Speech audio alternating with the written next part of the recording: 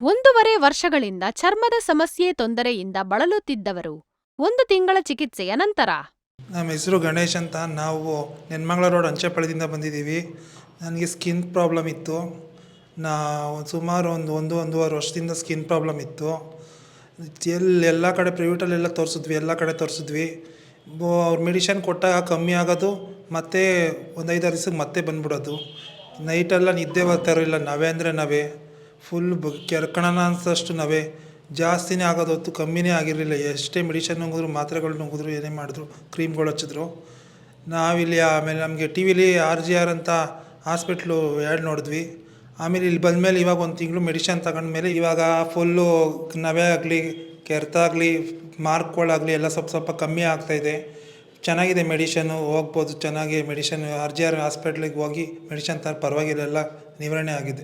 ಇವಾಗ ನಾವು ಕೈಗಳೆಲ್ಲ ಅಷ್ಟು ಬಟ್ಟೆ ಫುಲ್ ಬಟ್ಟೆನೇ ಹಾಕ್ಬೇಕಾಯ್ತು. ಹಾಫ್ ಸ್ಲೀವ್ ಹಾಕೋಕ್ಕೆ ಆಯ್ತಿರಲಿಲ್ಲ. ಫುಲ್ಲು ಸ್ಲೀವ್ ಹಾಕೊಂಡ್ರೆ ಆಚೆ ಹೋಗ್ಬೇಕಾಯ್ತು. ನಾವೆಲ್ಲ ಕಮ್ಮಿ ಆಗಿದೆ, ಮಾರ್ಕ್ಗಳೆಲ್ಲ ಹೋಗ್ತಾಯಿದೆ.